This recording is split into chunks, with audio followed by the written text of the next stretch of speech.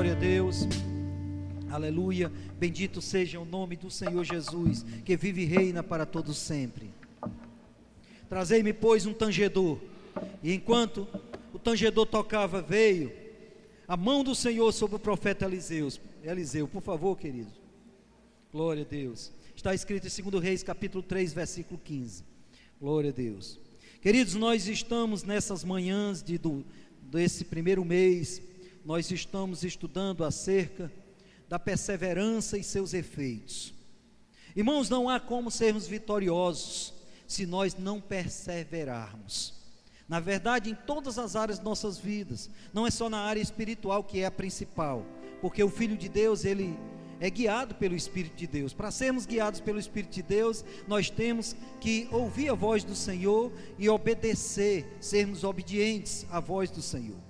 Nós sabemos, irmãos, pela Bíblia, pela palavra, que de Gênesis a Apocalipse, a caminhada cristã de vitória é uma caminhada de perseverança. A obediência está, na perseverança está a vitória dos santos. E a obediência é o que traz resultados sobre nossas vidas. Nós podemos ser um expert no conhecimento da palavra, podemos saber a Bíblia salteada, decorada, versículo por versículo. Nós podemos, irmãos, termos essa Bíblia, realmente é bíblico, é bom, é precioso que nós saibamos a palavra do Senhor, conheçamos e prossigamos em conhecer o Senhor. Nós temos que depositar essa palavra no nosso bom tesouro, sim, mas, irmãos, nós temos que, sobretudo, aprender a palavra e praticar a palavra, porque a vitória está na prática, e a prática está pela observância, obediência e a perseverança.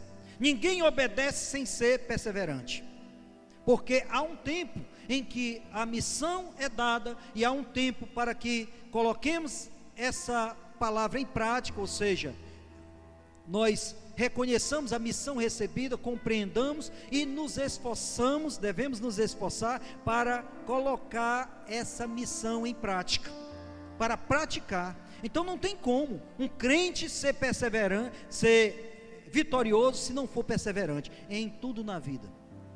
Na vida secular também, claro, irmãos. Então, nós precisamos, e é por isso que nós temos incentivado, nós temos buscado aprender com os exemplos da palavra. O apóstolo Paulo, falando para Timóteo, eu gostaria que nós abríssemos um pouco rápido, em 2 Timóteo, na segunda carta de Paulo a Timóteo, no capítulo 3, no versículo 16, ele disse algo para Timóteo. Ele disse que toda a Escritura é divinamente inspirada. Diga, a Bíblia não é obra aleatória, do conhecimento científico, de homens. Diga, mas a Bíblia é inspirada por Deus. E aqui ele está dizendo, toda a Escritura é divinamente inspirada e proveitosa para ensinar, para repreender, para corrigir, para instruir em justiça, a fim de que o homem de Deus seja perfeito, ou seja, maduro e perfeitamente preparado para toda a boa obra. Amém, amados? Então, toda boa obra, o propósito de nós nos inspirarmos na Escritura é para que nós venhamos a sermos maduros, e uma vez maduros, nós estamos caminhando em perfeição. Mas em Tiago, no capítulo 1, por favor, vamos um pouco à frente, na epístola de Tiago, que é considerado como o livro de provérbios do Novo Testamento, Tiago, que é o irmão do Senhor Jesus Cristo, ele diz assim, Tiago, capítulo 1, ele diz, Tiago, servo de Deus e do Senhor Jesus Cristo, as 12 tribos da dispersão, saudações. Meus irmãos, tende por motivo de grande gozo passardes por provações, sabendo que a prova da vossa fé desenvolve a perseverança. Ora, a perseverança deve terminar, diga assim, deve terminar, diga, deve terminar, diga, a perseverança deve terminar a sua obra, para que sejamos maduros e completos, não tendo falta de coisa nenhuma. Irmãos, nós só vamos ser maduros e completos e perfeitamente aptos para sermos um instrumento nas mãos de Deus para a execução da sua obra, quando nós perseverarmos, quando o Senhor se nós perseverarmos, o Senhor vai ter condição de fazer em nossas vidas o que Ele deseja, e que nós sejamos maduros para sermos operantes, eficazes na obra dEle. Então, na verdade, irmãos, aqui está dizendo que é necessário que a perseverança termine uma obra. Então, quando nós começamos, é um início. Isso em tudo que nós vamos realizar nas nossas vidas, para o Senhor e na nossa vida secular. Se nós começamos a estudar, vamos supor, para um concurso, como eu já falei nas aulas anteriores, é necessário que peguemos o edital daquele concurso e estudemos de uma forma perseverante, sairmos passo a passo, estudando, entendendo, compreendendo, colocando aqueles conhecimentos na nossa mente, para que nós possamos estarmos habilitados na hora de realizar uma prova. Se você vai começar um curso qualquer, isso desde a mais tenra idade, desde criança, você como pai e mãe persevera, vendo se a criança está fazendo a tarefinha, vendo se a criança sabe pegar direito, inclusive na colher, não é? Ou no garfo e faca, e sai orientando, perseverando na educação do seu filho. Sai sempre pontuando, corrigindo. Quando ele fala alguma coisa que está errado, você tem um cuidado, mesmo de uma forma exaustiva, de falar com ele: não, meu filho não é assim, minha filha não é assim. Você persevera na educação da criança. Ela vai para a sala de aula, você persevera realmente, verificando, indo para reuniões escolares, perseverando no acompanhamento do desenvolvimento do seu filho. Depois ele cresce, vai para o curso secular, e você está ali. Tem a formatura do ABC inicialmente, e você está ali. Tem a formatura da 8ª série, que hoje eu não sei se é a 8ª ou 9ª série, né? E tem do ensino fundamental, você está ali. Depois termina o 2º grau, que hoje eu nem lembro como é que a nomenclatura termina, que era o antigo científico, né, amado? Gostaram? O pessoal mais da antiga gostaram do científico, irmão? Isso é para a gente lembrar dos velhos tempos. Depois você vai perseverar para que o seu filho, que agora já é um adolescente, ele possa fazer uma escolha da maior forma, da melhor maneira, consciente e dentro da realidade. E você vai orar, você sendo crente, você vai orar para que Deus dê graça e sabedoria para ele, e vai pontuar, de acordo com a experiência que você tem. Você não vai escolher pelo seu filho, mas você vai orientá-lo numa escolha que possa produzir resultados, e você está, diga assim, perseverando. Diga: eu estou perseverando. E o jovem começa então numa faculdade, ou quem parou num curso profissionalizante, glória a Deus, não tem problema, é questão de escolha. Mas geralmente as pessoas continuam, e o jovem continua numa faculdade. É preciso uma caminhada de perseverança. Ele não vai encontrar de uma hora para outra um emprego, e se encontrar um emprego de imediato, talvez não seja aquele emprego que ele vai decidir de passar a sua vida fazendo, mas ele mesmo empregado, ele vai continuar estudando, perseverando, às vezes estudando de madrugada, às vezes saindo tarde do trabalho e indo direto para a faculdade, às vezes sem jantar, e chegando lá, entra horas da noite, depois quando chega em casa para fazer os trabalhos da faculdade, e assim por diante. E é um trabalho de perseverança. Então em tudo na vida, diga assim, perseverança. Quando nós começamos a amadurecer também no corpo de Cristo, local, na igreja do Senhor, é preciso um trabalho também de perseverança.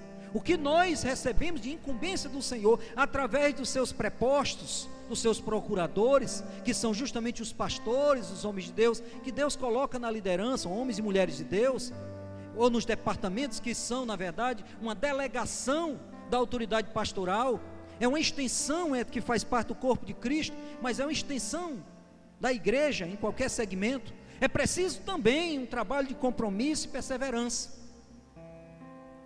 Concordam comigo, amados? Então exige um trabalho de perseverança. Em tudo na vida tem que haver uma perseverança. E nós estivemos então, irmãos, eu estou mesclando isso porque esse mês foi muito curto por conta de atividades, e nós tivemos só 3 ministrações nos domingos, nessa área. No próximo domingo já é um tema novo, porque já passamos para o mês de fevereiro.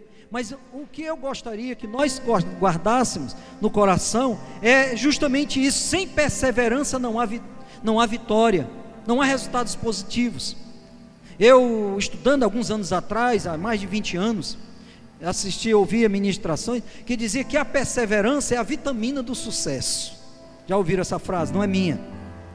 Então, na verdade, queridos, em tudo na vida tem que haver a perseverança. Dentro do corpo de Cristo, eu quero alertar também, dentro da igreja, principalmente na igreja, tem que haver uma perseverança. Você tem que ter maturidade, temos que ter maturidade, nós temos que ter maturidade para começarmos algo e termos perseverança para fazer aquela oportunidade produzir frutos e vir a desenvolver, porque nada encontramos pronto. Essa igreja, irmão, inclusive há 7 anos, quando Deus falou comigo para começar esse trabalho, irmãos, e foi um trabalho que, como vocês conhecem a história dessa igreja, para mim em particular, foi um trabalho de relutância muito grande, porque eu estava saindo de uma outra, terminado uma obra sem tirar férias, mais de 4 anos, quase 5 anos ali, e intensamente colocando uma obra, começando de uma pessoa somente, da minha família, e ali deixando uma obra ali como é do conhecimento de vocês, lá em Vitória do Espírito Santo, com 2 pastores licenciados, com ministros ali já, e na verdade também, irmãos, como é do conhecimento, estou apenas relembrando, mas com uma igreja e o centro de treinamento ali, mas foi um trabalho de perseverança. E depois, quando cheguei aqui, Deus tratou para começarmos essa igreja, e eu digo: Senhor, mas começar tudo de novo, do zero, porque uma coisa é fácil, é mais fácil, não é fácil, irmãos, não é fácil pastorear. Se alguém acha que é fácil pastorear, use o seguinte raciocínio: na sua família, você com 3, 4, 5 pessoas no máximo, você tem uma dificuldade grande hoje de administrar a sua casa, de orientar adolescentes, de jovens. Vocês sabem o trabalho que dá. Agora imagine mais de 100 pessoas, você envolver tantas famílias e tudo, e cada cabeça é uma sentença. Pastor não tem que ter uma graça, porque senão é esmagado. Na verdade, se você botar depois, não agora, mas no YouTube, qual é uma das profissões mais difíceis do mundo, você vai encontrar em muitos estudos, você vai encontrar que o pastor está, a segunda profissão mais difícil do mundo é considerado o ministério pastoral. Pesado isso? É. Se não tiver uma graça, você é esmagado. E tem muitos pastores que estão numa situação muito difícil, inclusive de depressão. Não estou desabafando, mas eu estou dizendo o quanto, irmãos, que nós recebemos a incumbência da parte do Senhor e temos que desenvolver. É um trabalho sobretudo de perseverança. E então, irmãos, quando nós começamos a desenvolver esse trabalho para o Senhor, e começamos perseverando com uma pessoa, como foi o caso dessa igreja, depois começamos, aí vai formando, depois vai formando a igreja, depois, daqui a pouco, os departamentos, e assim por diante. Vai ser um trabalho de perseverança. Se o pastor desistir logo nas primeiras dificuldades, acabou-se o trabalho, e vai frustrar um plano de Deus que vai alcançar dezenas e centenas de famílias. Mas é preciso alguém ter iniciativa, debaixo de uma direção, mas ter, diga assim, acabativa. Não é a palavra criada por mim, é um neologismo, é uma palavra criada para dizer que temos que ter início, meio e fim. Início, meio e fim. Se começou num trabalho, numa liderança local, tenha, irmão, iniciativa, bênção. Como chegam ministros para mim e dizem: pastor, Deus falou comigo para fazer isso. E eu digo: muito bem. Quero te dizer que você tem de antemão 90% de aprovação do que você, debaixo de uma direção, falar comigo. Eu vou avaliar o tempo e a oportunidade, e vou avaliar também se você tem estrutura ou não, para que você não seja esmagado. Mas eu já tenho. Eu sou um pastor que não fica brecando departamentos, e eu sei que você tem consciência disso. E se alguém chega cheio de iniciativa e diz: pastor, eu tenho no coração, Deus falou comigo, eu vou avaliar. E se eu sentir uma direção da parte do Senhor, eu digo: meu irmão, e dependendo também do grau de maturidade daquela pessoa, que eu não vou entregar, irmãos, um departamento. Ele pode, irmãos, alguém que está colocado de uma forma errada, e se o pastor não tomar uma providência, obrigado, minha filha, a igreja pode ser ceifada por conta de um departamento mal estruturado. É sério, irmão, é sério. Mas se a pessoa chega e diz: pastor, eu tem um desejo de fazer isso, irmão, eu vou avaliar. E se a pessoa tiver realmente capacidade e tiver maturidade, e eu perceber no espírito que ela está preparado, ou mesmo, irmãos, e se eu perceber isso, ela tem minha aprovação. Mas o que a gente vê, e nós estamos tratando de perseverança, são muitas vezes pessoas que começam a obra do Senhor, e quando recebem as primeiras dificuldades, as primeiras resistências, irmãos, já desiste, diz: meu tempo acabou. Diga assim: meu tempo acaba na igreja do Senhor. Diga: na igreja do Senhor, meu tempo acaba quando a missão é concluída com êxito. Amém, amados? Eu fui treinado em 2 escolas militares, e vocês conhecem isso, mas alguns não estavam presentes na aula passada. E nós sempre, quando estávamos num treinamento, nós sempre tínhamos o cuidado, irmãos, de começar as coisas e depois apresentar a missão concluída. Então, na verdade, irmão, missão dada, diga-se, missão dada é missão cumprida. Por que missão dada é missão cumprida? E isso é um jargão militar. Por que é um jargão militar? Por que esse jargão militar?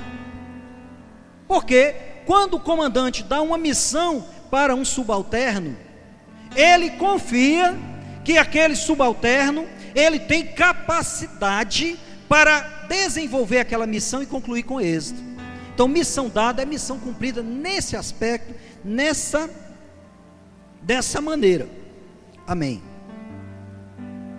Quais são os benefícios de nós perseverarmos? Os benefícios é você ter a obra concluída e receber o galardão da parte de Deus e o reconhecimento da parte dos homens. Galardão se recebe de Deus, mas reconhecimento é de homens. Ninguém viu o apóstolo Guto quando era um menino jovem. Nós tivemos assim, ele vai ministrar daqui a 15 dias, e eu lembro do apóstolo Guto, quando ele simplesmente deitava água nas mãos do pastor Band. Isso nós estamos falando de 20 anos atrás, 21 para ser mais preciso. Eu conheço o apóstolo Guto desde outubro ou novembro de 99, já faz um tempo. Mas naquele tempo, quando ele era bem jovem e tal, que estava ali, era justamente aquele jovem que cuidava, que quando o pastor Band entrava na igreja, ele olhava, separava uma cadeira para ele, corria e buscava água para ele, e apresentava, e ali não tinha uma expressão ministerial grande, mas eu vi um trabalho de perseverança. Hoje ele está colhendo os benefícios, porque pastor Band partiu para o céu, e ele ficou no lugar do pastor Band, debaixo de uma responsabilidade muito grande, mas houve uma caminhada de 30 anos praticamente, de perseverança. Todos nós, irmãos, todos nós estamos perseverando, todos nós estamos desenvolvendo o talento que recebemos da parte do Senhor, e os benefícios são grandes, porque nós vamos receber benefícios no céu, porque são 2 reinos paralelos. Muita gente perde a motivação de trabalhar para o Senhor, por não compreender que são 2 reinos paralelos. O que você faz aqui na terra, reflete no céu. O que é ligado na terra, é ligado no céu. E Deus está observando o seu comportamento, e está escrito lá em Hebreus no capítulo 12, visto que estamos diante de uma grande nuvem de testemunha que nos observa. Quem? Deus, todos os anjos estão observando, o Senhor Jesus Cristo, que foi quem delegou as missões, e é aquele que é o dono da igreja, Jesus Cristo, que é o cabeça da igreja. Então, na verdade, cada um de nós, quando perseveramos, colhemos os benefícios, é normal. Alguns levam mais tempo, sim, porque de acordo com a semente que é plantada, até no natural. Se você planta feijão e arroz, daqui a poucos meses você está colhendo com abundância, né? E milho, você está colhendo, 2, 3, 4 meses você está colhendo a colheita. Mas se você planta coco, leva algumas dezenas, né? Muito tempo, quase 10 anos. Se você planta tâmara, que é a tamareira, tâmara é o fruto da tamareira. A tamareira leva 90, 100 a 100 anos para produzir os primeiros frutos. E alguém já disse: por que estás a plantar tamareira, se você sabe que você não vai comer? Você não vai chegar a 100 anos, por que você está plantando agora? Aí ele olha, assim como eu já vi essa história, ele olha para o lado e diz: se alguém pensasse como você sempre desse jeito, jamais comeríamos tamareiras. Você está plantando coisas, fundamentando coisas, irmãos, que por fruto da sua perseverança, os seus filhos vão colher. Diga assim: meus filhos vão colher. Diga: eu também colherei. A alegria de saber que essa planta, ela vai produzir frutos. Esses frutos vão ser para mantimento da minha vida, minha família e das nações. Está escrito lá em Apocalipse, no capítulo 22, o último capítulo, diz assim: e essa árvore, que é a árvore da vida, produzirá 12 frutos. Ela é plantada à margem do rio da vida. E diz: essas 12 e esses frutos, e essas folhas dessa árvore, que é a árvore da vida, é para a saúde das nações. Amém, amados? Diga assim: eu vou perseverar. Diga: a perseverança produz a vitória, e eu colho benefícios em tudo na vida. Você trabalha, você produz, você se esmera, e cada dia você vai colhendo os frutos. Daqui a pouco é uma liderança que vem para você no trabalho secular. O seu chefe está te observando, você não está vendo. Há 2 dias, alguém chegou para mim e disse: pastor, eu lhe observo há muitos anos. Eu digo: rapaz, me assustei. Pastor, quando o senhor fez aquilo, há 7 anos atrás, eu estava próximo e eu vi. Eu digo: e foi, pai, eu fiz isso, eu nem me lembro disso aí. Foi. Diga assim: eu estou sendo observado. Diga: o Senhor está me observando. Diga: seus prepostos também. Amém, amados? Mas nós estamos analisando, estudando, irmãos, casos de homens que perseveraram na caminhada cristã. Estudamos então acerca de Abel. A Bíblia diz que Abel, ele, através do sacrifício, da obediência dele, do sacrifício que ele fez, até hoje esse sacrifício ainda fala. Abel morreu há mais de 6.000 anos, mas no entanto a atitude dele de obediência e perseverança em seguir os ensinamentos do Pai, que ensinou acerca justamente do sacrifício de sangue que Deus tinha feito com seus pais, Adão e Eva, cobrindo justamente ali, fazendo o primeiro sacrifício da história, segundo sacrifício da história, que foi justamente derramar o sangue, matando aquele animal, aquele cordeiro, e fazendo vestes para eles. O pai mostrou o sacrifício, ensinou o sacrifício do sangue para os filhos, mas um perseverou em agradar o Senhor, que foi Abel, sacrificando, mas o outro não, que foi Caim, e levou ao Senhor, simplesmente, não antes de apresentar sangue, ele apresentou uma oferta produzida pelas suas mãos e pela terra. Então, irmão, só agrada o Senhor quem faz algo debaixo de uma direção do Senhor. Obedecer, diga assim: obedecer é melhor do que o sacrificar. Estudamos também, mencionamos nas aulas passadas acerca de Enoque. A Bíblia diz em Gênesis capítulo 5, 22 a 24, diz que Enoque andou com Deus e já não era mais Enoque, porque Deus o tomou para si. Porque antes de tomar para si, ele encontrou um testemunho de ter agradado a Deus. Então, irmãos, sem fé é impossível agradar a Deus. E Enoque viveu 365 anos, representando cada ano, trazendo para nós, cada ano é um dia que nós devemos viver na presença do Senhor. E a Bíblia diz que ele foi trasladado e não viu a morte, porque subiu para o Senhor. Vimos também, irmãos, que Noé, a partir do capítulo 6, fala a história de Noé, e diz que Noé foi um homem que encontrou graça diante do Senhor, e pela fé, ouvindo a voz do Senhor, ele trabalhou, e durante um período aproximadamente de 100 anos, e ele tinha 500 anos quando começou, com a ajuda de apenas 3 filhos, Sem, Cão e Jafé, ele fez uma arca, e por conta de ter feito essa arca, ele veio então ao que, amados? Alcançar toda a sua família, salvar a sua família. Ele, a esposa, os 3 filhos e mais as 3 noras dele. Mas durante 90 e tantos anos, quase 100 anos, ele, irmãos, perseverou. Diga assim: perseverou.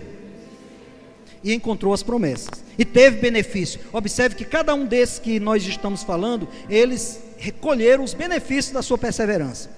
Nós vimos então acerca de Abraão, que no início era Abrão, a partir do capítulo 12, e foi, irmãos, adiante, foi chamado pelo Senhor aos 75 anos, ele viveu uma vida realmente de perseverança no caminho do Senhor, esperou 25 anos para que tivesse o seu filho Isaque, filho legítimo com Sara, e depois que o filho já estava grande, ele continuou perseverando, e quando chegou o filho já na idade adulta, ele foi, e Deus falou com ele e disse: pega o teu filho, o filho único a quem tu amas, leva para o monte que te mostrarei, e ali tu sacrificarás em holocausto a mim.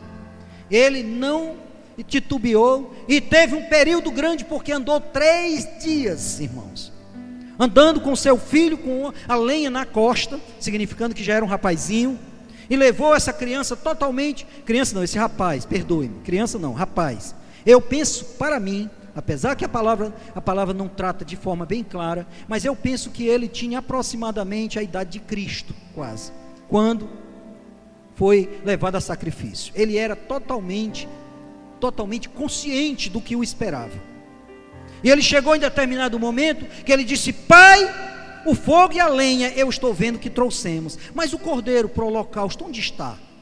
E ele disse: meu filho, Deus proverá para si o cordeiro para o holocausto. E saíram lado a lado e ombro a ombro, numa caminhada de 3 dias em direção ao Monte Moriá. E chegando lá, a Bíblia diz que Abraão, quando nasceu Isaque ele tinha 100 anos, e agora Isaque já era um homem feito, não é, amado? Já maduro o suficiente. Qual a resistência de um homem de 120 anos, mais ou menos, pode resistir a um jovem de 20, com todo fulgor, com toda a força? O filho poderia ter feito o quê? Dizer: não, apresente o outro sacrifício, eu não creio que o Senhor está sendo guiado pelo Espírito, não. Como é que o Senhor vai me amarrar e vai me sacrificar no holocausto? Isaque foi obediente, diga assim: Isaque foi obediente. E Abraão também, e ele quando foi sacrificar, que ele pegou Isaque, tirou a lenha das costas dele, assim como Cristo, e colocou sobre o altar do sacrifício, que ele pegou e amarrou com as suas próprias mãos, só estava ele e o filho, ele amarrou com as suas próprias mãos o próprio filho, e colocou sobre aquele altar, em cima da lenha. E ele foi naquele momento, pegou o cutelo, que foi levantou a mão para sacrificá-lo. Quando ele levantou a mão, aquele cutelo bem amolado, e foi sacrificar o filho, o anjo do Senhor bradou-lhe desde o céu, e disse: Abraão, e ele disse: eis-me aqui, Senhor. Ele disse: não faças, não estenda tua mão sobre o rapaz, porque agora eu sei que temes a Deus. Diga assim: obediência a Deus envolve o temor a Deus. Se a pessoa não teme a Deus, ele nunca vai obedecer a Deus. Se o teu filho não teme a você, não respeita você, não tem medo da reprimenda quando é pequeno, eu te digo uma coisa: ele não vai te obedecer quando crescer. Se você olha para o menino e diz: menino, se você mexer ali, eu vou te dar umas lapadas, eu vou, e não pegar e não corrigir o seu filho, não impor limites sobre as crianças, ele não vai obedecer quando crescer. Então é preciso obediência produzida pelo temor. Temor por quê? Porque ele sabe, o menino vai saber que quando você prometer uma coisa, você vai cumprir.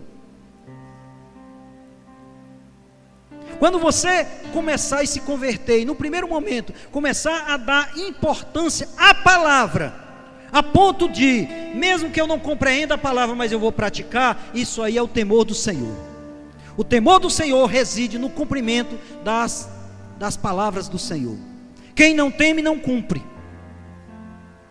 E quando o Senhor falou com Abraão, ele disse isso: porque agora eu sei que tu temes a Deus, porque não recusaste o teu único filho, a quem tu amas. Eu também abençoarei a ti e te farei próspero, e tudo o que tu terás os teus inimigos debaixo dos teus pés, e também todas as nações da terra são abençoadas por conta dessa sua atitude, porque não me negaste o teu único filho, a quem tu amas.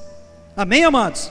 Diga: Abraão foi um sucesso no seu ministério, porque foi obediente.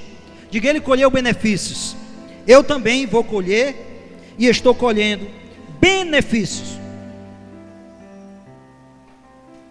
Vimos acerca de Isaque, E quando já homem maduro, ele foi, a partir do capítulo 26, ele diz, o Senhor falou com ele, disse: não desce, pois, ao Egito, mas fica em Gerar, que é essa terra. E a Bíblia diz que Isaac, mesmo diante de um período difícil, que estava muita escassez, muita fome no Egito, mas ele ficou ali, e diz que naquele ano produziu 100 vezes mais. Por quê? Porque ele obedeceu ao Senhor. Diga: Isaac colheu benefícios. Diga: eu também estou colhendo benefícios. Glória a Deus. Nós vimos também o exemplo de Jacó. Jacó, irmãos, ele também, a exemplo dos pais, ele procurou, irmãos, caminhar na perseverança. Ele conhecia as promessas. Bem sabemos que no início, ele praticou, ele falhou. Jacó, é por isso que recebeu o nome de suplantador no início, né? E aquele que agarra pelo pé, ele tentou, porque ele reconhecia, ele sabia, ele já tinha uma consciência, inclusive da promessa, porque quando a mãe dele, quando eles foram nascer, a mãe falou, o Senhor falou para a mãe dele. Tem coisas que nós passamos e não entendemos bem. Falou para o pai dele, falou: olha, porque as crianças começaram a lutar dentro do ventre. Temos 2 grávidas aqui que eu estou vendo, não é, amados? Então, eu estou vendo que a criança em determinados meses começa a mexer com mais intensidade e se esticar, e ela percebia que os filhos eram gêmeos, tinham 2 dentro do ventre, e começou a mexer demais, e ela desconfiou e disse: o que está acontecendo, Senhor? Aí ele disse: dentro do teu ventre tem 2 nações, tem 2 nações que estão se digladiando, dois filhos. Aí diz: mas olha, o maior vai servir ao menor. Ela já sabia disso. Então passou-se o tempo e Jacó nasceu, já crescendo, ele já tinha essa consciência. Esaú também. É impossível que um homem de Deus e uma mulher de Deus, temente ao Senhor, não coloque na consciência dos seus filhos as promessas que existem acerca da sua chamada ministerial, da caminhada sacrificial que vai fazer para colocar aquela chamada em prática. Então eles sabiam. É por isso que Jacó, com o coração inclinado à obediência, a servir ao Senhor, ele desde cedo que ele foi e começou a desejar a primogenitura. Ele não foi sábio em relação a isso no primeiro momento. Eu não quero censurar, eu não estou censurando os homens de Deus, eu estou analisando algumas circunstâncias em que as coisas aconteceram. Eu sou muito temeroso em relação a ficar censurando homens de Deus, porque eu não estava lá no momento para analisar as circunstâncias. Eu vejo ministros imaturos falando isso, falando aquilo, criticando isso, criticando aquilo, sem ter a consciência do que levou aqueles homens de Deus a tomar determinadas atitudes. O que nós podemos avaliar são os resultados. Amém, queridos? Nós não podemos julgar ninguém, mas o que aconteceu com aquele jovem foi isso. Enquanto que Esaú, ele desprezou a primogenitura, trocando até por um prato de lentilha, Jacó não, ele reconhecia que a bênção estava justamente debaixo de uma posição de obediência, e foi por isso que ele perseverou. Diga assim: ele perseverou. E aproximadamente com 40, até um pouquinho mais, desculpe-me, eu não vou citar dados, existem muitos estudos sobre isso, mas eles já eram homens bem maduros, mais de 40 anos cada um, isso aí é certeza, mais de 40 anos, quando justamente ele fez negociou com Jacó, negociou com Esaú sobre a primogenitura. E depois, quando foi a instituição da bênção do pai dele, sobre Jacó, pensando que era Esaú, e ele transferiu ali naquele momento a bênção para ele, a bênção do filho primogênito.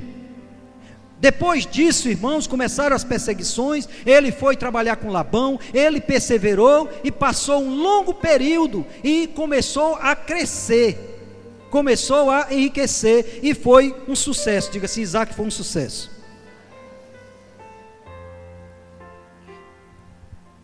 Isaac gerou, eu estava falando de Isaac, perdoe-me, estava falando de Jacó, me perdoe, né? Troquei um pouquinho. Isaac era o pai de Jacó.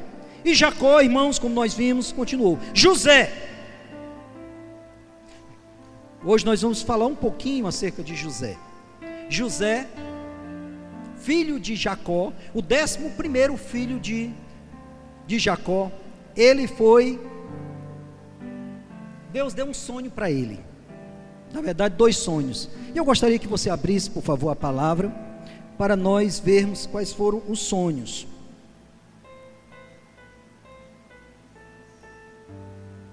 Em breve eu creio que há uma necessidade de nós termos um estudo aqui sobre os heróis da fé, ou os patriarcas da Bíblia, para que nós possamos, com mais detalhes, estudarmos acerca desses homens que têm muito a nos ensinar. Na verdade, toda a palavra. Gênesis, capítulo 37, versículo 5. Gênesis 37, 5. Fala sobre os sonhos de José. Diz: José teve um sonho e contou a seus irmãos, e por isso o odiaram ainda mais. Pois lhes disse: ouvi e peço-vos este sonho que tive. Estávamos atando feixes no campo, e eis que o meu feixe, levantando-se, ficou de pé, e os vossos feixes o rodearam e se inclinaram ao meu feixe. Então lhes disseram os seus irmãos: tu deveras reinarás sobre nós? Tu deveras terás domínio sobre nós? Por isso tanto mais o odiavam, por causa dos seus sonhos e das suas palavras. Teve ainda um outro sonho, e contou a seus irmãos, dizendo: tive outro sonho, e eis que o sol, a lua e 11 estrelas se inclinaram perante mim. Quando contou a seu pai e a seus irmãos, repreendeu o seu pai, dizendo: que sonho é este que tiveste? Viremos eu e a tua mãe e teus irmãos inclinar-nos em terra perante ti? Seus irmãos, pois, o invejavam. Seu pai, porém, guardava este caso no coração. Irmãos, não é fácil alguém ser condenado por conta de um sonho que Deus lhe deu. Ele estava buscando na sua adolescência, e ele tinha 17 anos, e ele estava buscando compreender qual era o alcance da chamada de Deus para ele, vivendo em obediência, porque José é um tipo de Cristo, assim como Isaac também é um tipo de Cristo. Ele vivia na obediência do seu pai, com zelo, com cuidado com seu pai, ali, servindo ao seu pai fielmente. Mas teve esses sonhos e compartilhou com os irmãos. Por conta disso, os seus irmãos o invejaram, e por conta disso, os seus irmãos começaram uma perseguição muito grande contra ele, e levou isso a vendê-lo como escravo, como é do conhecimento dos amados. Ele desceu ao Egito e foi servo de Potifar, e ali foi levantado justamente uma calúnia contra ele, uma infâmia da mulher de Potifar. Ele depois foi e ficou prisioneiro na prisão real, e ali, sofrendo injustamente, ele foi e recebeu e fez a interpretação de 2 sonhos, de 2 subalternos, 2 prisioneiros do rei que estavam ali com ele, e por conta disso, ele passou-se o tempo, esqueceram dele. Aquele que foi beneficiado com a interpretação do sonho foi restituído à sua posição, né, de servir ao rei o copo de suco de uva, como sempre fazia. Mas ele disse para aquele homem, disse: quando tu fores levado à presença do rei e estiveres trabalhando com ele, lembra-te de mim. Mas a Bíblia diz que passaram-se 2 anos depois dessa interpretação que ele foi beneficiado, o outro foi beneficiado, e aí passaram-se 2 anos, e agora o faraó teve sonho, e por conta desse sonho chamou a José. Eu quero acentuar, irmãos, que houve uma caminhada grande, essa caminhada de perseguição, essa caminhada de dificuldades que José passou. Talvez no primeiro momento, porque os capítulos são rápidos, se pense que foi rápido. Não, levou 13 anos. Quando ele teve o sonho, ele tinha 17, e quando ele veio a se colocar na frente de Faraó, ele tinha 30 anos. Levou 13 anos. A exemplo do que aconteceu também com Davi. Davi tinha aproximadamente 17 anos quando foi ungido, foi perseguido por Saul até os 30 anos, e com 30 anos ele foi rei de Hebrom. Depois de 7 anos foi rei de Israel. Então, na verdade, queridos, leva tempo. Diga assim: toda promessa passa pelo crivo do tempo. Essa frase não é minha, é uma frase que há uns 13 anos, nós cantávamos para alimentar o nosso espírito, lá em Vitória, no início, quando não tínhamos quase ninguém ainda na igreja, e nós ficávamos justamente cantando essa música que estava em alto na época, o Cristiano tocando, e a gente cantando. Toda promessa passa pelo crivo do tempo. Deus está olhando o seu caráter, Deus está olhando se vai perseverar, Deus está olhando se creu, se está cumprindo com as promessas. Amém, queridos? Leva um tempo, diga assim, leva um tempo. Diga assim, plantação se faz, é imediato, mas a colheita às vezes leva tempo. Diga assim, mas eu colherei, eu comerei do benefício da minha plantação. Diga, minha plantação não ficará mirrada. Diga, virá com abundância, porque meu Deus é um Deus de perseverança. Amém, amados? Então, na verdade, José estava justamente nessa situação. E agora o Egito todo estava alvoroçado, porque o rei teve um sonho. Teve, na verdade, 2 sonhos. Chamou, e ali nenhum sábio conseguia interpretar o sonho do rei, de Faraó. E ele foi, e de repente aquele homem que ele tinha profetizado, tinha interpretado o sonho, chegou para ele. Obrigado, Senhor, obrigado, Pai. Amém. Glória a Deus, amém. Glória a Deus, amém, amém. Obrigado, Pai. Amém. Glória a Deus, glória a Deus. Deus terminou de me dar a interpretação de um sonho que eu tive nessa madrugada e compartilhei com a irmã Silvia. Viu, amados? Amém? E eu vou contar agora, já que veio a interpretação. No meio desse corredor, ali, logo depois da sala de reunião, um pouquinho depois, na minha visão, eu vi que cavava um buraco bem grande, uma cacimba do interior, um cacimbão, um poço, que ele tinha um diâmetro exatamente de 1,5 metro, que é o diâmetro dali. E começávamos a cavar, e tinha o terreno era muito sólido, ele não era arenoso, ele não tinha areia, mas ele era sólido, era bem duro. E começávamos a cavar, e cavava e tal, e quando chegava com muitos metros de profundidade, eu creio que era mais ou menos da altura desse pé direito, uns 6 metros de profundidade, e eu olhei lá embaixo, eu olhei e vi que estava começando a minar a água, e eu fiquei feliz, porque estava minando a água. Aí daqui a pouco, eu andei um pouquinho, e voltei, mais ou menos, eu tirei a visão do local.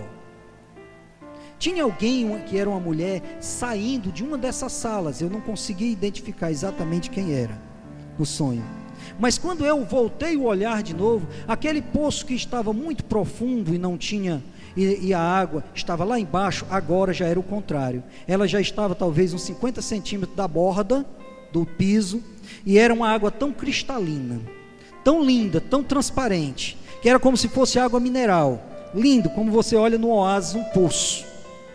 Eu fiquei, Senhor, que interpretação é essa? Qual é a interpretação desse sonho? Compartilhei até para a irmã Silvia, e digo, minha irmã, e ela teve alegria na hora, e eu fiquei perplexo com isso, e agora eu estava falando justamente sobre isso, e Deus me falou, me trouxe ao coração. Estamos cavando profundo, para irmos buscar as pepitas lá embaixo. Estamos cavando profundo para que a água suba, a água limpa, que é a palavra. Nós temos que pregar essa palavra com intensidade, temos que pregar essa palavra sem modismo, temos que pregar essa palavra sem outras paixões, a não ser para glorificar o nome do Senhor e edificar a igreja dele. E a água limpa, pura, cristalina, que é a água das nascentes do rio da vida, como está escrito,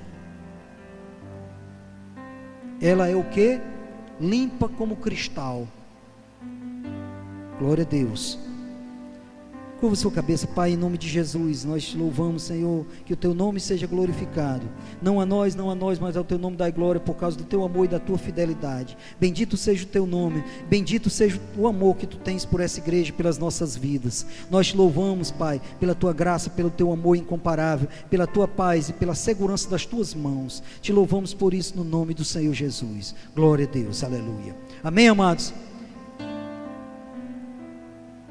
Anote aí na sua Bíblia, num cantinho, lá no final, está em caneta, o dia e a hora que foi falado isso, porque daqui a alguns anos nós vamos nos alimentar dessa promessa. Amém, amados? Essa minha Bíblia tem mais de 20 anos, eu tenho muitas profecias que Deus falou comigo acerca, inclusive da chamada ministerial, quando Ele falou comigo em fevereiro de 99, faz mais de 20 anos, e a gente tem registrado. Para quê, amados? Para que nós não possamos esquecer, porque nossa mente é muito esquecida, mas nós temos que lembrar, para colocarmos como pilares fortes a palavra do Senhor. Mas passou-se o tempo, e agora, nós estávamos falando sobre José, e agora compareceu diante de Faraó, e quando chegou diante de Faraó, que Faraó compartilhou dos 2 sonhos, e disse: eis que tive um sonho, e esse sonho era o seguinte, que tinham o rio Nilo, estava transbordando, e 7 vacas gordas saíam do rio, e iam para as margens pastar, e de repente vinham 7 vacas magras, e consumiam as 7 vacas gordas que a devoravam, e acabavam. E depois eu tive outro sonho, e era justamente sonho, e nesse sonho eram 7 espigas gordas que nasciam do milho, e depois vinham 7 espigas magras queimadas pelo vento, pelo deserto, e essas 7 espigas magras, elas consumiam as 7 espigas gordas, nada restava. Chamei meus sábios para interpretar esses sonhos, nenhum deles foi capaz disso. Mas se tu tens capacidade para interpretar esses sonhos, fala para mim o significado desses sonhos. E ele disse: a Deus pertence a interpretação dos sonhos. Ele disse: o sonho de Faraó não são 2, são 1. E porque Deus tem pressa, Ele assim está revelando para ti. As 7 vacas gordas são 7 anos de fartura que terá o Egito, e abundância como nunca. As 7 vacas magras, assim como também as 7 espigas magras, são 7 anos de escassez que terá depois dos 7 anos. E por conta disso, haverá fome em todo o mundo, como nunca houve na história da terra. Mas, ó rei, Faraó, ele deu um conselho, e disse: então coloca homens sábios, que sejam capazes de administrar essas riquezas nos 7 anos, e exige o quinto de Faraó, a quinta parte, de cada uma colheita que houver nos anos de fartura, e faz celeiros fortes, e recolhe toda essa provisão com fartura nos celeiros, para que no tempo de escassez o Egito não passe por essa dificuldade. E ele pegou e olhou para os sábios, o rei olhou, e isso pareceu bem aos olhos do Senhor, porque Deus opera em nós o querer e efetuar. Amém, amados? Diga: as coisas de Deus parecem boas, e são boas, mas têm uma aparência, viu, irmãos? No primeiro momento você sente, porque a Bíblia diz: com alegria saireis, em paz sereis guiados. Às vezes você não sabe, as circunstâncias são todas contrárias, mas você sente uma nota de alegria lá dentro. Você sabe que é a testificação, que é Deus que está lhe chamando. Às vezes você, quando pensa no que vai romper e viver para chegar naquele ponto de receber a promessa, a colheita da promessa, a concretização da promessa, aí naquele momento você diz: oh Jesus, chega a dar uma dor por dentro, irmão. É ou não é, irmão? Ezequiel, o Senhor disse: filho do homem, pega o rolo e come esse rolo. Aí ele disse: eu peguei e comi o rolo, e na minha boca, ele disse: porque na tua boca será doce como mel, mas no teu ventre será amargo. Está escrito também em Apocalipse, quando o anjo falou e disse que fizesse isso. Por quê, irmão? Porque a promessa, na hora que recebemos, irmão, na hora que recebemos, é muito doce a palavra, mas na hora da execução vem o amargor, e exige a perseverança, para que nós colhamos os benefícios. Quantas vezes você não chega para o filho: menino, vai estudar? Tem deles que nem precisam, né? Mas quando são pequenininhos, você vai estudar, já fez a tarefinha? naquele momento, irmão, você está cheio de coisas, cheio de compromisso, mas se você não exigir ali, irmãos, não vai acontecer, porque você visa a promessa. Você já analisou e viu que para ele vencer na vida era preciso esforço. Sem esforço não há vitória, sem batalha não há vitória. Vida de crente é vida de batalha, conquistas, de lutas, mas, irmãos, diga, de benefícios. Diga, eu colho o que eu planto, o que eu rego. Amém, amados? Então, irmãos, esse negócio de dizer que vida de crente não tem batalha, isso aí, irmão, sai de perto desses pregadores, porque não há sinceridade nem conhecimento profundo na palavra. Então, cuidado. Vida de crente é uma vida de quê, irmão? De batalhas, mas tem muitas vitórias, muitas conquistas. E Deus está fazendo com que cada vez mais nós nos aproximemos dEle, para que venha uma consciência cada vez maior, que sem perseverança não há vitória, mas aqueles que perseveram, pode dizer no final da sua carreira, combati o bom combate da fé. Acabei a minha carreira e eu guardei a fé. Desde agora a coroa da justiça me está guardada, no qual o justo juiz me dará naquele dia, não somente a mim, mas a todos aqueles que amarem a sua vinda. Amém, amados? Glória a Deus. Mas o que aconteceu para fechar?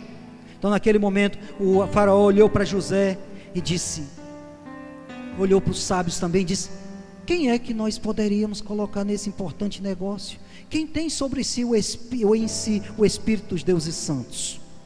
Quem é tão sábio quanto José, que tem intimidade, em outras palavras, que tem intimidade com Deus? Aí disse, daquele momento, num instante, irmão, com a guinada do Senhor, com a mão do Senhor se movendo, você pode passar da condição de escravo a governador, de um momento para outro. É só uma guinadazinha que o Senhor corrige assim, ó. Tum. Diga assim, se eu perseverar, eu vou perseverar. Diga, a qualquer momento, a bênção do Senhor, ela se concretizará na minha vida. Eu vou perseverar. Naquele momento o rei disse, traga para ele as vestes reais, traga para ele um anel, e disse, eu serei o primeiro aqui, somente eu serei superior a ti. Eu estarei no trono do Egito, mas tu serás o governador de todo o Egito. A terra não se moverá sem a tua mão. Amém, amados? E ali fez com que todos se curvassem diante dele e deu o título, disse, o teu título, teu nome será a partir de hoje Zafenat Paneah. Zafenat Paneia ou Paneia, que quer dizer o Salvador do mundo. O Salvador do mundo, ele recebeu esse título. Por quê? Diga assim, perseverou. Diga assim, olhe para o irmão que está do lado, isso é só para te incentivar e para deixar bem vívida essa palavra. Diga assim, meu irmão, desde a promessa, já se passaram mais de 13 anos. Diga, continua perseverando, está bem pertinho, está acontecendo.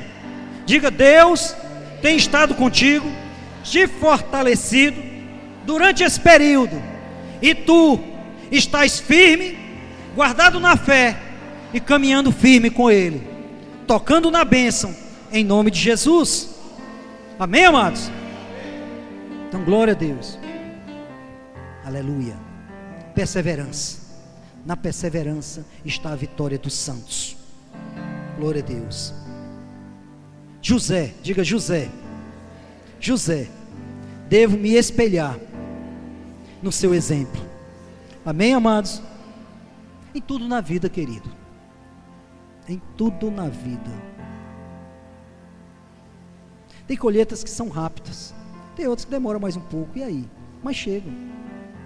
Ah, pastor, e durante esse tempo que eu estou perseverando, nesse tempo que você está perseverando, irmão, a mão do Senhor está sobre ti, não houve nenhum acidente fatal sobre a tua vida, e não seja fatalista, pastor, porque isso acontece nos dois campos. Sim, acontece nos dois campos, mas durante esse tempo, teu filho não morreu, teu filho está firme, está sendo cuidado pelo Senhor e tendo livramento, ainda aqueles que não conhecem o Senhor, por força da tua perseverança, a tua família está sendo suprida, porque já fui moço, hoje sou velho, nunca vi um justo desamparado nem sua descendência mendigar o pão chega às tuas mesas, não tem nenhum pedinte aqui, glória a Deus por isso, porque de uma forma ou outra a provisão chega para as nossas mesas.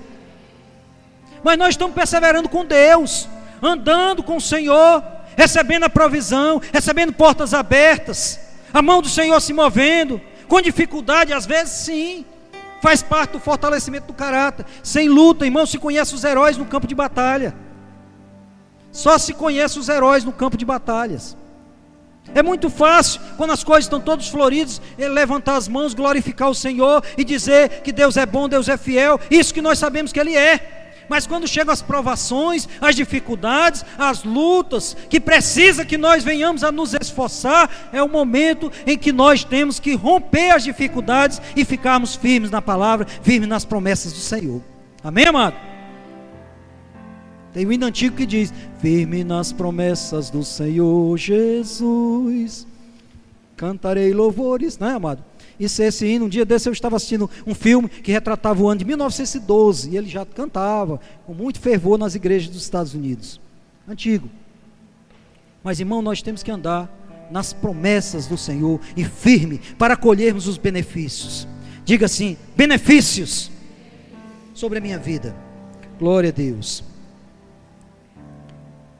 Quer falar mais sobre Moisés, sobre Josué e Caleb, sobre esses? O tempo já está escasso, não é, amados? Moisés, sabemos disso. Josué e Caleb também, dos 12 espias, somente 2, Josué e Caleb, porque entraram na terra prometida, porque perseveraram em fazer a vontade do Senhor, ou seja, obedecer ao Senhor. E depois Caleb, depois de 45 anos feito a promessa, ele chegou para Josué, na hora de repartir as terras conquistadas.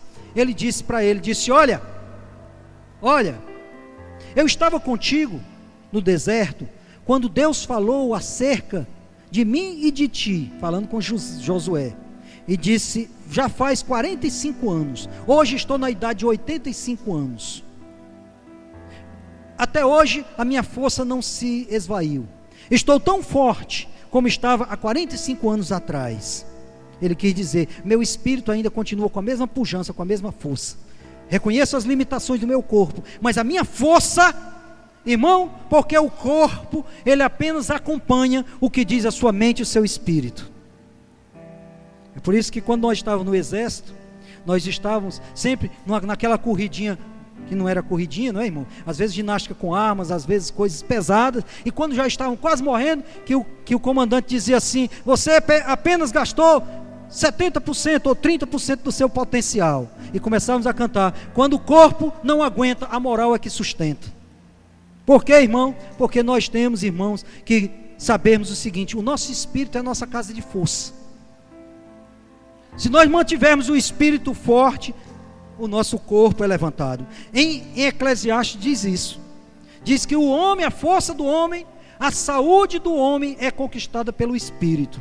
Mas diz: e se porventura o seu espírito enfraquecer, quem o levantará? Está cheio de pessoas morrendo nos hospitais. E vocês que têm o dia a dia, assim, a chamada de vocês inclina vocês sempre a abençoar esses locais. Quando vocês chegam lá, de repente vocês estão pregando e tal, aí entra uma pessoa toda vestida, né, caracterizada de palhaço e tal, e etc. Às vezes é médico, às vezes é enfermeiro, e vai cantar para levar a moral daqueles dos pacientes. Por quê? Porque já compreenderam que lá em Eclesiastes, mesmo sem saber, diz que se o espírito estiver fortalecido, ele sustenta o corpo. Na hora que a pessoa diz assim: não, eu vou morrer mesmo, acabou-se. Ali já está a 50% da cova. Porque vai ser um trabalho de alguém levantar o espírito dele para em seguida até a medicação funcionar no corpo. Não é assim? Por isso que tanta gente está morrendo de depressão hoje. Porque depressão é uma doença, uma tristeza na alma. E nós temos, irmãos, como filhos de Deus, só para encerrar, nós temos que fortalecer o nosso espírito com a palavra. Digo, o único alimento que fortalece verdadeiramente o espírito é a palavra. Porque Deus diz: nem só de pão se vive o homem, mas de toda a promessa que sai da boca de Deus. Amém, amados? Glória a Deus, aleluia. Bendito seja o nome do Senhor. Vamos ficar de pé, queridos.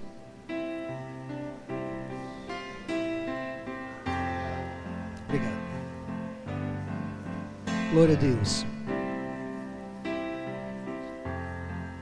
Glória a Deus. Enquanto você está de pé, vamos abrir em Eclesiastes 11:6, por favor.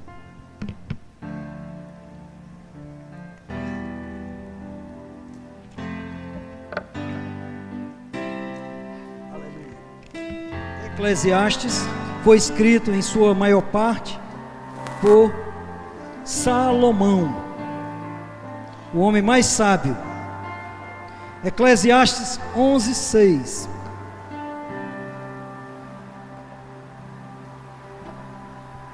Diz: pela manhã semeia a tua semente, e à tarde não retires a tua mão, pois não sabes qual prosperará, se esta, se aquela, ou se ambas igualmente serão boas. Amém, amados? Glória a Deus. Um pouquinho antes também, Eclesiastes 11:1 diz: lança o teu pão sobre as águas, porque depois de muitos dias o acharás. Pastor, está falando de pão literalmente, irmãos? Pode ser que sim, mas o pão é a palavra. Se você lançar essa palavra sobre alguém, debaixo de uma direção, irmãos, pode passar o tempo, mas você vai colher, você vai ver de pé o que aconteceu, o que está acontecendo, e a colheita daquela palavra que foi lançada. Amém, queridos? Glória a Deus. Vamos orar. Pai, em nome de Jesus, nós queremos te louvar e te agradecer, Pai, por tudo que tu tens feito em nossas vidas. Obrigado, Pai, pela tua bondade, pela tua fidelidade, pela tua graça sobre nós. Obrigado, Pai, nos ajuda a perseverarmos, Senhor, para que nós possamos, Senhor, colocando a tua palavra em prática, perseverando nas tuas promessas, nós possamos colher com abundância, Senhor, o fruto dessa promessa. Pai, nós te louvamos, nós te damos graças, Pai, por uma caminhada de perseverança dessa igreja, e cada um desses que